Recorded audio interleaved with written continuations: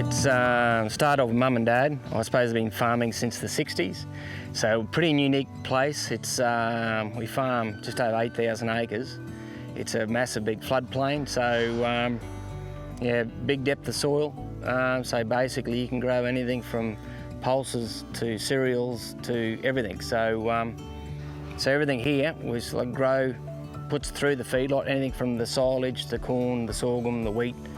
So basically everything, in the early days, everything was 100% fed, was grown on Droughtmaster Station. Droughtmaster Station's won 5 feedlot titles with beef consecutively. Yeah, it just comes back to good cattle, good feed, and the results have shown. And Droughtmaster speaks for itself. It's yeah, over the years we've been doing it, like we've been feeding since '98, and they're always, yeah, the Droughties seem to stick out. They're well adapted to the environment here. They're fantastic in humid and hot conditions. They continually keep up their consumption levels despite those harsh conditions versus the softer British and European breeds.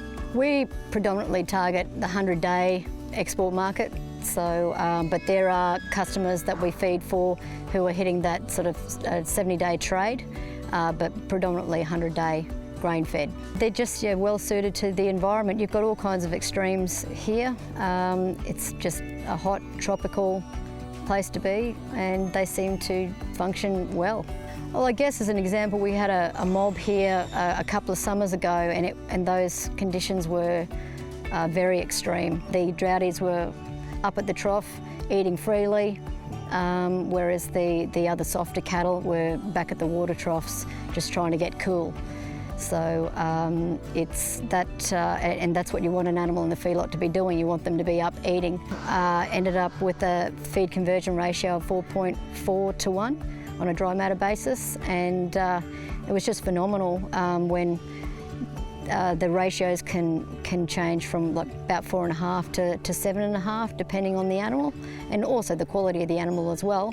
But I thought that was pretty remarkable for those kind of harsh conditions.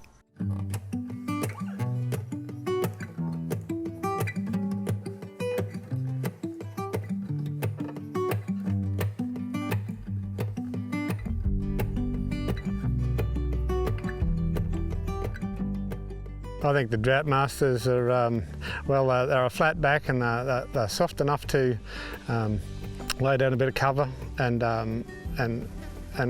you know, they're quite renowned for good weight gains, and you know, they're just good.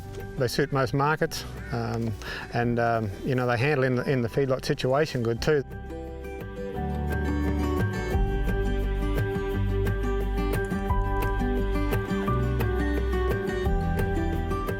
The last month leading up to the competition, it's always a little bit nerve-wracking. You do wonder if all the cattle are going to finish to spec, but they're just looking superb, and it's a real credit to the breeders.